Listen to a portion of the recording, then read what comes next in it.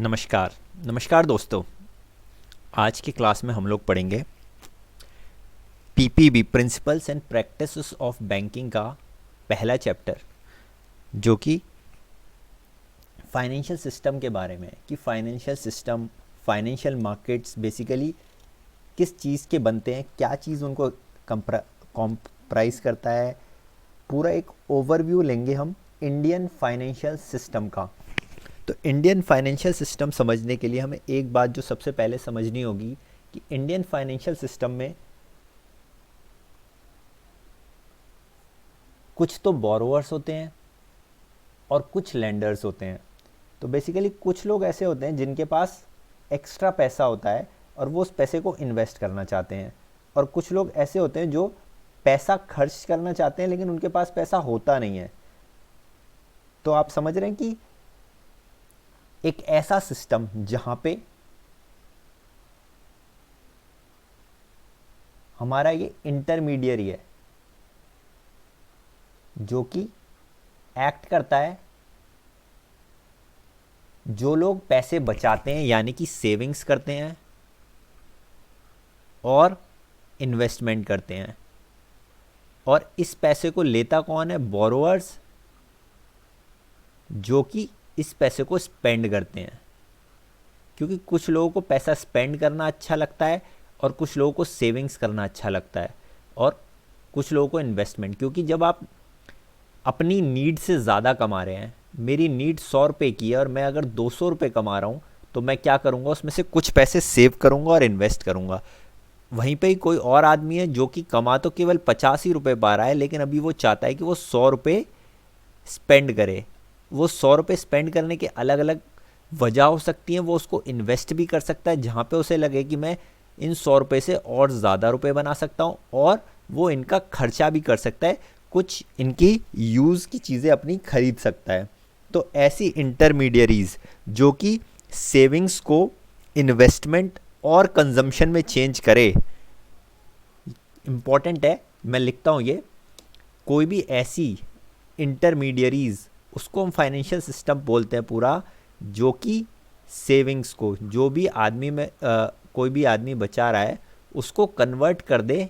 हमने क्या देखा, ये स्पेंडिंग या इन्वेस्टमेंट में, क्योंकि वो पैसे लेके इन्वेस्ट करेगा और वो और ज़्यादा पैसे बनाने की सोच रहा है, या उसको कंजम्पशन में, यानी कि कोई भी चीज़ वो यूज़ करे जो कि वो कंज्यूम करे। जैसे कि कुछ भी खाना हो सकता है, घर हो सकता है, कपड़े हो सकते हैं, वाइट गुड्स हो सकते हैं। तो बहुत सारी चीज़ें आदमी कंज्यूम करने के लिए भी पैसे लेता है, और इसी पूरे सिस्टम को हम फाइनेंशियल सिस्टम कहते हैं, जहाँ कुछ लोग पैसे बचा के उनको इन्वेस्ट कर रहे हैं, कुछ लोग पैसे लेके उनको इन्वेस्ट कर रहे हैं या कंज्यूम कर रहे हैं, और बीच में ये इंटरमीडियरीज आते हैं जो कि बैंक्स और अदर रेगुलेटरी बॉडी जैसी चीज़ें होती हैं। तो इसी को हम फाइनेंशियल सिस्टम कहते हैं। अगर हम इनके डिफरेंट पार्टिसिपेंट्स, या हम देखते हैं कि इसमें कौन कौन इंक्लूड है, तो इस पूरे फाइनेंशियल मार्केट में बेसिकली हम देखते हैं कि 4 मार्केट्स हैं। 4 मार्केट कौन कौन से? पहला मार्केट क्या है? Money market. मनी मार्केट का क्या मतलब है? मनी मार्केट उन लोगों के लिए है जो पैसा बोरो करना चाहते हैं, लेकिन केवल शॉर्ट टाइम के लिए।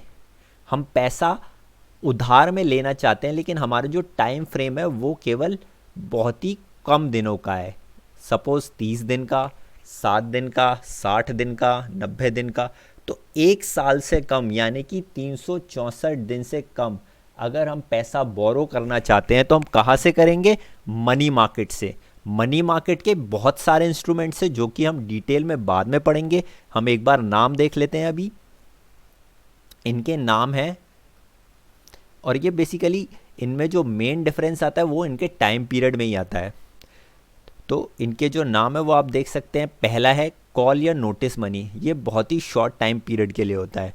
दूसरा है टी बिल्स या ट्रेजरी बिल्स। तीसरा है टर्म मनी। चौथा है सीडी। पांचवा है ICD, inter corporate deposits, commercial paper, CPs, repo and commercial bill.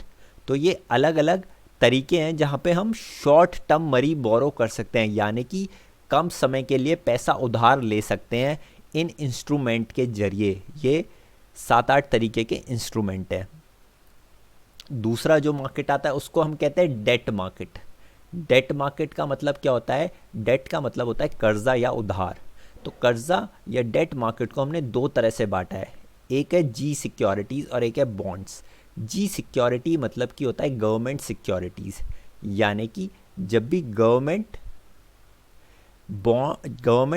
जब इशू करती है या गवर्नमेंट उधार देती है तो उनको जी सिक्योरिटीज़ कहते हैं। जब भी गवर्नमेंट लेन देन करती है, तो अगर सेंट्रल गवर्नमेंट करती है तो हम उसको सेंट्रल गवर्नमेंट की सिक्योरिटीज़ कहते हैं, और स्टेट गवर्नमेंट करती है तो हम उसको स्टेट गवर्नमेंट की सिक्योरिटीज़ कहते हैं।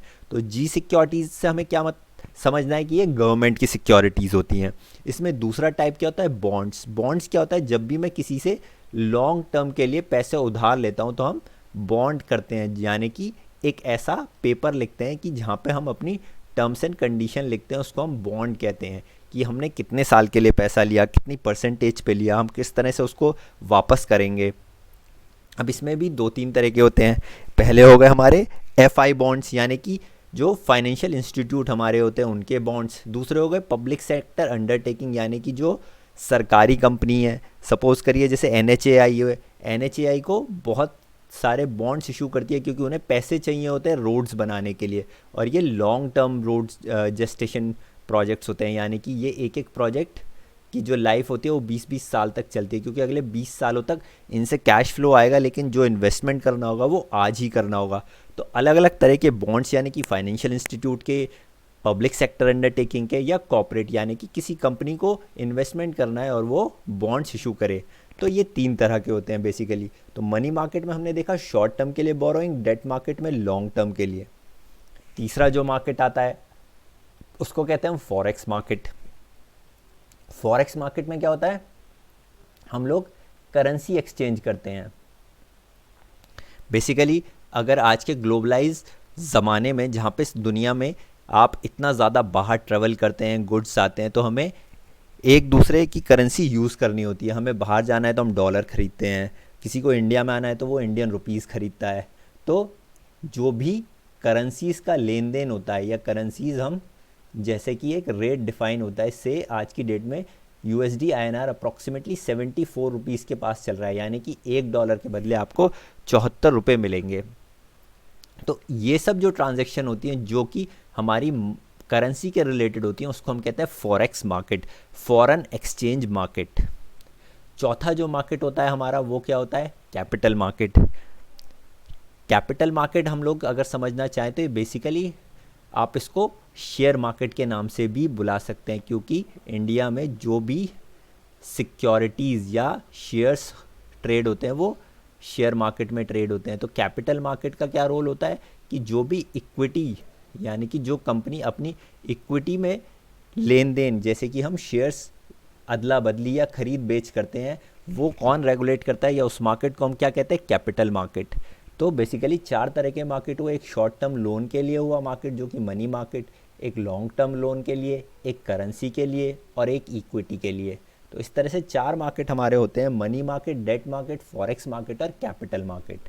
यहाँ पे ये हमने इनका बेसिक समझा। मैंने कहा ये जो टर्म्स हैं ये हम बाद में एक चैप्टर में डिटेल में समझेंगे कि ये 8 तरह के जो शॉर्ट टर्म बोरोइंग्स होती है उनमें क्या क्या डिफरेंस होता है। तो अभी के लिए हमें केवल इतना ही समझना है। इसके बाद अगर हम सेकंड चीज़ पे आते हैं, सेकंड टॉपिक पे आते हैं इसी चैप्टर के, तो हम देखेंगे कि सेकंड चैप्टर हम देखते हैं कि हमारा है सेकंड टॉपिक फाइनेंशियल सिस्टम। अब हमने फाइनेंशियल सिस्टम को डिस्क्राइब करा 2 तरह से। पहले तो हमने मार्केट डिस्क्राइब करे कि इस पूरे फाइनेंशियल सिस्टम में कितने तरह के मार्केट होते हैं, क्योंकि अलग अलग टाइप के प्रोडक्ट हैं। कहीं पे आप उधार ले रहे हैं, डेट ले रहे हैं, कहीं पे आप शॉर्ट टर्म लॉन्ग टर्म ले रहे हैं, कहीं पे आप करेंसी की अदला बदली कर रहे हैं, कहीं पे आप इक्विटी यानी शेयर्स की अदला बदली कर रहे हैं। अब ये सब मार्केट चल रहे हैं, लेकिन इनको चलाने के लिए हमें कौन चाहिए होता है? हमें कौन चाहिए होता है बताइए? रेगुलेटर्स चाहिए होते हैं, जो इन मार्केट्स को रेगुलेट करें, जो ये देखें कि ये मार्केट्स सही चल रहे हैं, नहीं तो हर कोई अपनी मर्जी से कुछ भी करेगा यहाँ पे। तो इसीलिए मार्केट्स के लिए अलग अलग रेगुलेटर्स हैं। पहला जो रेगुलेटर है वो कौन है? Central banking authority. Central banking authority कौन है इंडिया में? RBI, reserve bank of India central banking authority है। उसी तरह जो कैपिटल मार्केट या शेयर मार्केट या इक्विटी का जो मार्केट होता है उनको कौन रेगुलेट करता है? कैपिटल मार्केट रेगुलेटरी अथॉरिटी कौन है इंडिया में? SEBI, securities exchange board of India.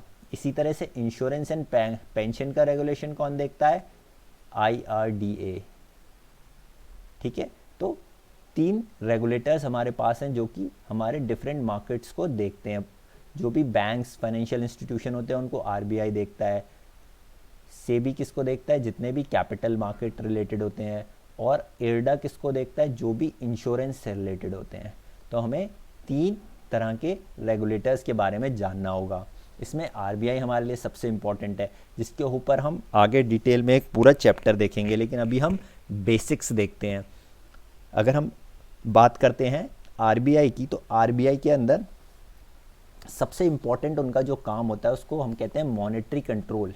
तो मॉनेटरी कंट्रोल को अगर हम समझना चाहें तो मॉनेटरी कंट्रोल क्या करता है? मॉनेटरी कंट्रोल, इसमें RBI रेगुलेट करता है कि सिस्टम में या इकोनॉमी में कितना पैसा डाला जाए या निकाला जाए, यानी कि पैसे को पंप करें या उसको बाहर निकालें। ठीक, तो पैसा हम पंप करें या बाहर निकालें, ये कौन देखता है? RBI देखता है। अगर आप लोगों ने सुना हो इन्फ्लेशन के बारे में, इन्फ्लेशन क्यों होती है? ये इसी वजह से होती है। RBI कभी पैसा इकोनॉमी में पंप करता है, तो मानिए पैसा ज़्यादा हो गया, अब पैसा ज़्यादा हो गया और गुड्स यानी कि हमारा सामान कम हो गया, तो ये ज़्यादा पैसे किसके पीछे भागेंगे? गुड्स के पीछे, सामान के पीछे, प्रॉपर्टी के पीछे, शेयर्स के पीछे। तो इन गुड्स की वैल्यू बढ़ जाएगी, यानी कि अगर हम खाना लेने जा रहे हैं तो उस खाने को लेने वाले बहुत सारे लोग हो जाएंगे, तो उस खाने की वैल्यू बढ़ जाएगी, तो हमारा इन्फ्लेशन बढ़ जाएगा। वहीं पे अगर हम कहते हैं कि RBI पैसे निकालता है तो क्या होता है? पैसे की शॉर्टेज हो जाएगी और गुड्स के दाम क्या होंगे? गिर जाएंगे। और जब गुड्स के दाम गिर जाएंगे तो हमारा इन्फ्लेशन क्या हो जाएगा? कम हो जाएगा।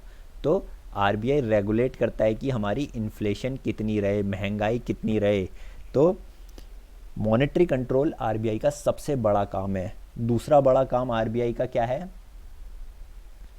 दूसरा बड़ा काम क्या है हमारा? सुपरविजन करना। हमने कहा ये रेगुलेटर है, ये देखता है कि सब लोग ठीक से काम कर रहे हैं फाइनेंशियल मार्केट्स में या नहीं। तो RBI किस किस को रेगुलेट करता है ये अब हम देखते हैं। RBI रेगुलेट करता है बैंक्स को। तो इसमें सबसे पहली जो श्रेणी आती है उसको हम कहते हैं कमर्शियल बैंक्स, दूसरा NBFC, तीसरा प्राइमरी डीलर्स, चौथा फाइनेंशियल इंस्टीट्यूशन, पांचवा कोऑपरेटिव बैंक्स और छठा क्लियरिंग एंड सेटलमेंट सिस्टम। अब हम समझते हैं कि ये जो 6 एंटिटीज़ हैं क्या क्या हैं। तो बेसिकली हम स्टार्ट करते हैं सबसे पहले कमर्शियल बैंक से। कमर्शियल बैंक क्या होते हैं? जो भी आप बैंक देखते हैं वो कमर्शियल बैंक्स होते हैं। इसमें कौन से बैंक्स आते हैं? प्राइवेट बैंक्स आते हैं, सरकारी बैंक्स आते हैं यानी कि पब्लिक सेक्टर बैंक्स आते हैं, सभी प्राइवेट, सभी सरकारी बैंक्स आते हैं, सभी फॉरेन बैंक्स भी आते हैं इसमें, क्योंकि बहुत सारे फॉरेन बैंक्स इंडिया में खुले हुए हैं, यानी कि बाहर के बैंक्स जो आते हैं, जैसे कि हमारे UBS हो गए, जैसे कि हमारे डॉयशे बैंक हो गए। तो ये सब जो बैंक्स आते हैं ये RBI के अंडर आते हैं। इनका क्या काम है? हमारा डिपॉजिट लेना और उनको आगे पब्लिक को लैंड करना। ठीक है, तो इनकी जो भी वर्किंग होती है वो किसके अंडर आती है? RBI। RBI इनको रेगुलेट करता है। दूसरा जो हमारा है वो उनको क्या कहते हैं हम? NBFC। NBFC क्या होता है? नॉन बैंकिंग, यानी कि ये बैंक नहीं होते लेकिन इनके जो फंक्शन होते हैं वो बैंक जैसे ही होते हैं। तो नॉन बैंकिंग फाइनेंशियल कंपनीज, तो फाइनेंस कंपनीज जो कि बैंक नहीं है, इनका काम क्या होता है? बेसिकली ये भी क्या करते हैं? डिपॉजिट्स लेते हैं पब्लिक से और आगे लैंड करते हैं।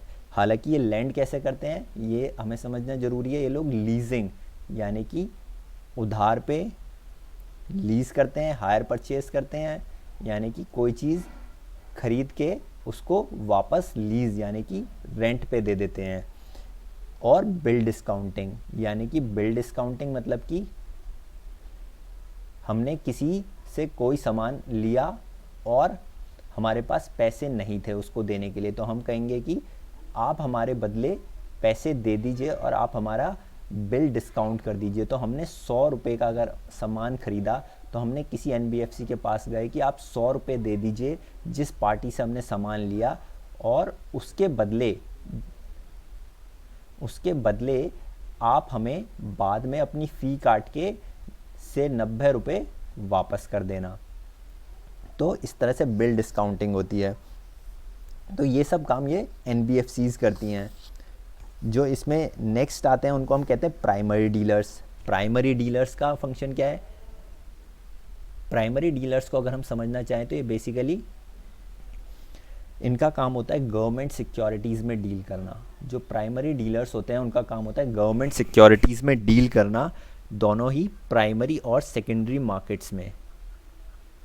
प्राइमरी और सेकेंडरी मार्केट्स में क्या करते हैं, ये डील करते हैं गवर्नमेंट सिक्योरिटीज़। तो ये बेसिकली इनको क्या कहते हैं, market maker for government securities, क्योंकि गवर्नमेंट के बहुत सारे बॉन्ड्स इशू करती है, गवर्नमेंट को पैसा लेना है देना है, तो जो भी गवर्नमेंट की सिक्योरिटीज़ हैं, जो भी उनके इंस्ट्रूमेंट्स हैं, उनकी खरीद बेच करने का काम किनका होता है, प्राइमरी डीलर्स का होता है। और ये भी कौन रेगुलेट करता है, RBI रेगुलेट करता है। चौथे कौन आते हैं हमारे, फाइनेंशियल इंस्टीट्यूशंस। फाइनेंशियल इंस्टीट्यूशंस से मतलब क्या हो गया कि जो लोग फोकस करते हैं डीलिंग विद फाइनेंशियल ट्रांजैक्शंस, तो ये लोग क्या करते हैं, फाइनेंशियल ट्रांजैक्शंस करते हैं। अब किस तरह की ट्रांजैक्शंस करते हैं हम लोग समझते हैं 1 मिनट में। जैसे कि इन्वेस्टमेंट करना, जैसे कि लोन और डिपॉजिट प्रोवाइड करना, जैसे कि लॉन्ग टर्म फंड्स रेज करना, जैसे कि इंडस्ट्री को फंड्स प्रोवाइड करना। तो इस तरह की जो ट्रांजैक्शन होती हैं जहाँ पे ये फंड्स रेज करते हैं बहुत सारी इंडस्ट्रीज़ के लिए, और ये कैपिटल मार्केट में जाके लोगों के लिए पैसा उठाते हैं, बॉन्ड मार्केट से पैसा उठाते हैं, लॉन्ग टर्म शॉर्ट टर्म दोनों तरह से पैसा उठाते हैं, लोन्स देते हैं, डिपॉजिट्स लेते हैं, तो एक सभी काम करते हैं। और इनको हम क्या कहते हैं, फाइनेंशियल इंस्टीट्यूशंस। अगले कौन आएंगे, ये कोऑपरेटिव बैंक्स। कोऑपरेटिव बैंक्स कौन से बैंक्स होते हैं, जो कि हमारे रूरल क्रेडिट पे इनका जोर होता है, यानी कि जो भी गांव में होता है, जो भी खेती या उससे रिलेटेड क्रेडिट होता है, वो हम कोऑपरेटिव बैंक्स के ज़रिए होता है। बेसिकली इनको क्यों इस्टेब्लिश किया गया है, जिससे कि ये एग्रीकल्चर एंड अलाइड एक्टिविटीज़ के ऊपर ये फोकस कर सकें।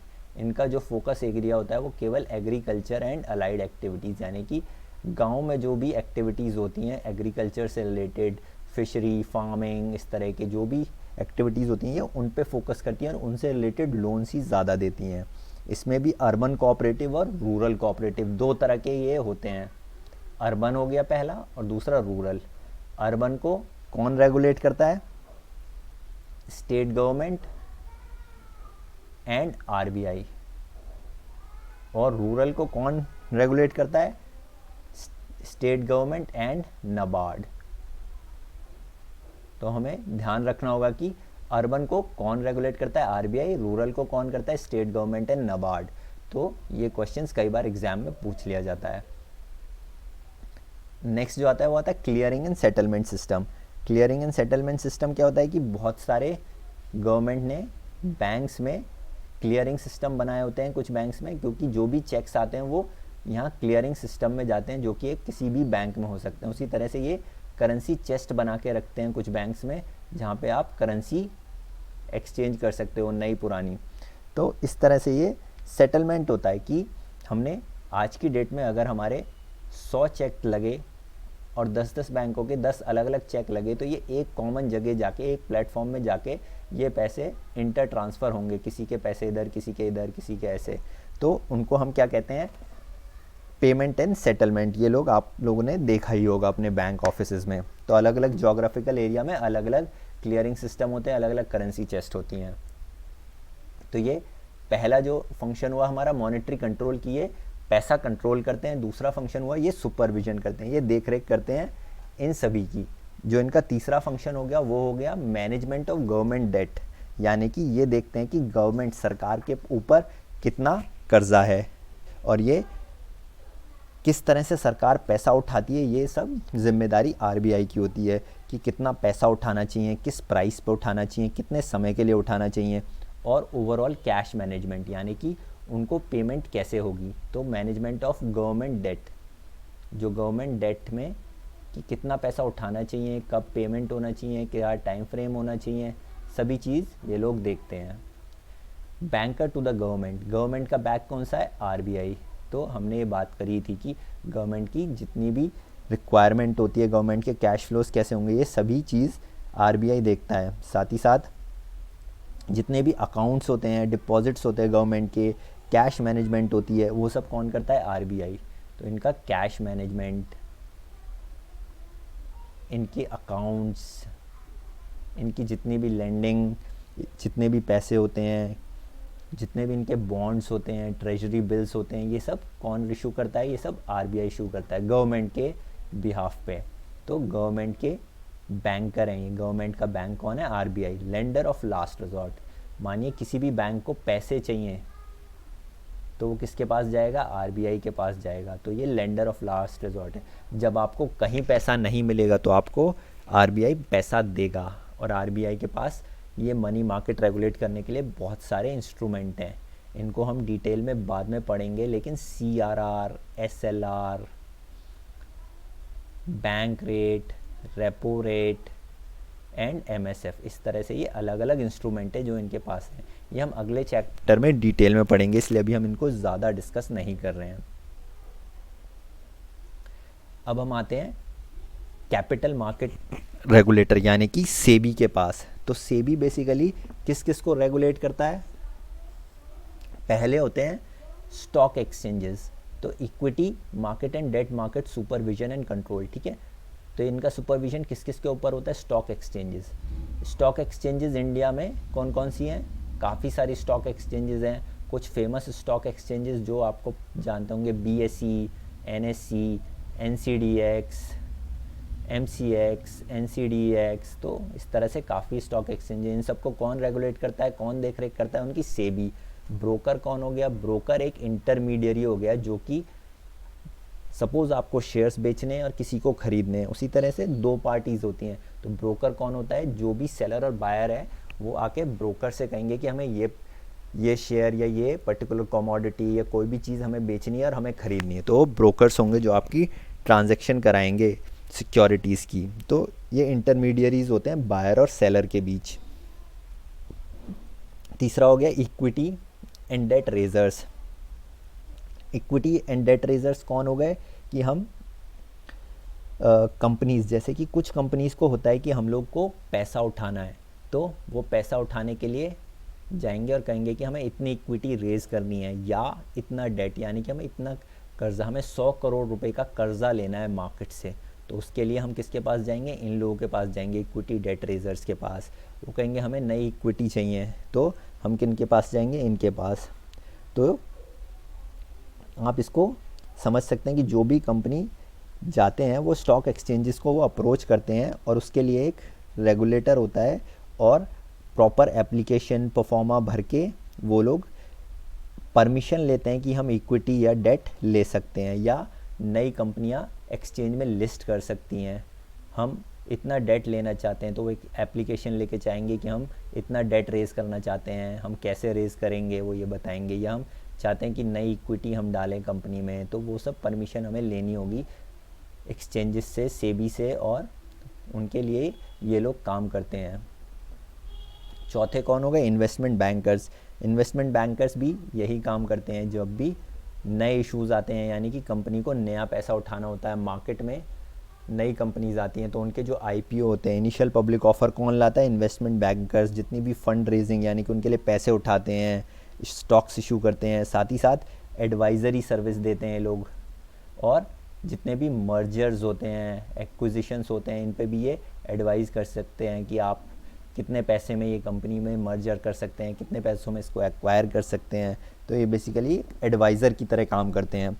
अगले जो हो गए वो उनको कहते हैं हम foreign institutional investors. Foreign institutional investors कौन होते हैं? जो कि बाहर के देशों में फंड्स हैं और वो इंडिया में इन्वेस्ट करना चाहते हैं। तो इंडिया में इन्वेस्ट करने के लिए उनको स्टॉक मार्केट में एक्सचेंजेस के थ्रू आना होता है, प्रॉपर एक परमिशन होती है, एक तरीका होता है जिसके थ्रू वो इंडियन मार्केट्स में एंटर करते हैं। उनको भी कौन देखता है? सेबी। अगले कौन हो गए? हमारे डिपॉजिटरीज। डिपॉजिटरीज कौन हो गए? जो कि हमारे शेयर्स को डिपॉजिट करते हैं। इंडिया में 2 डिपॉजिटरीज हैं, CDSL एंड NSDL, यानी कि ये लोग हमारे शेयर्स जो कि डीमेट फॉर्म में होते हैं। आजकल शेयर्स जो होते हैं वो कागज़ तो है नहीं, वो इलेक्ट्रॉनिक फॉर्म में, तो उनको कहाँ स्टोर करते हैं? तो ये 2 एजेंसीज़ हैं जो कि आपके जितने भी शेयर्स होते हैं उनको स्टोर करके रखते हैं, एक जगह इकट्ठा करके रखते हैं। इनको हम डिपॉजिटरी कहते हैं। म्यूचुअल फंड आप में से कई लोग जानते होंगे। म्यूचुअल फंड क्या होता है कि जब कोई कंपनी किसी फंड मैनेजर को चुनती है और उससे कहती है कि आप पब्लिक से पैसा लेके इन्वेस्ट करिए, तो बेसिकली हम म्यूचुअल फंड क्या हो गया? कलेक्टिव इन्वेस्टिंग, यानी कि जब हम मिलके इन्वेस्ट करते हैं उसको हम म्यूचुअल फंड के थ्रू करते हैं। कि 100 लोगों ने पैसे डाले और एक फ़ंड बनाया और एक फ़ंड मैनेजर ने इनको अलग अलग कंपनीज़ में एलोकेट किया, तो इसको हम क्या कहेंगे? Mutual fund. Similarly listed companies, जितनी भी मार्केट में लिस्टेड कंपनीज होती हैं उनको सबको सेबी के नॉर्म्स फॉलो करने होते हैं, जैसे कि अलग अलग डिस्क्लोज़र के बारे में, जैसे कि उन्हें बताना होता है कि कोई रिलेटेड पार्टी ट्रांजैक्शन तो नहीं हुई, कहीं पे उन्होंने लॉन्ग टर्म डेट तो नहीं लिया, कहीं पे उन्होंने डेट रीपे तो नहीं किया। तो ये सब उन्हें एक्सचेंजेस को बताना होता है, सेबी को बताना होता है। नेक्स्ट जो आते हैं उनको कहते हैं रजिस्ट्रार। रजिस्ट्रार कौन होते हैं? जो कि शेयर और डिबेंचर होल्डर्स का रजिस्टर मेंटेन करते हैं और उन्हें पता होता है कि किस किस के पास कौन कौन सी कंपनी के कितने शेयर हैं या कितना डेट किसने किसको दिया है। इस तरह के जो रजिस्टर मेंटेन करते हैं उनको रजिस्ट्रार कहते हैं। नेक्स्ट जो आता है इंश्योरेंस एंड पेंशन रेगुलेटर्स। ये कौन करता है? IRDA। तो IRDA का क्या काम है कि insurance regulatory and development authority. ये क्या करते हैं? इंश्योरेंस बिजनेस यानी कि जनरल और लाइफ इंश्योरेंस को रेगुलेट करती है, जैसे कि लाइसेंसिंग ऑफ इंश्योरेंस कंपनीज़। तो इनके क्या क्या काम होते हैं? Licensing of insurance companies, supervising all insurance companies, ठीक है, इनके प्राइसिंग, इनकी investment cost structure, insurance brokers भी होते हैं उनको भी देखना, पेंशन फंड्स को भी देखते हैं लोग। तो ये काम किसका होता है? IRDA का। तो हमने बेसिकली इस चैप्टर को अगर हम सम अप करते हैं तो 2 मेन चीज़ें सीखी। एक तो हमने सीखा कैपिटल मार्केट्स, यानी कि 4 तरह के मार्केट्स होते हैं जो कि हमारे capital markets, debt market, money market और फॉरेक्स मार्केट। साथ ही साथ हमने ये देखा फाइनेंशियल सिस्टम में 3 बड़े रेगुलेटर्स हैं इंडिया में। एक होता है बैंकिंग के लिए जो सेंट्रल बैंकिंग अथॉरिटी कहते हैं, RBI, दूसरा हो गया हमारा सेबी और तीसरा हो गया हमारा IRDA। और इनके अलग अलग फंक्शंस और ये जिन लोगों को रेगुलेट करते हैं उनके क्या क्या फंक्शंस हैं हमने ये भी देखा। तो इस चैप्टर से हमने क्या क्या सीखा? हमने सीखा कि कौन कौन से तरह के मार्केट्स होते हैं, कौन कौन यहाँ पे प्लेयर्स होते हैं और किस किस का क्या क्या काम है। एक हमने यहाँ पे जिस्ट लिया, यहाँ पे एक समरी या शॉर्ट में हमने समझा। तो इस चैप्टर में हम लोगों को इतना ही पढ़ना था। अब हम नेक्स्ट वीडियो में अपना नेक्स्ट चैप्टर स्टार्ट करेंगे।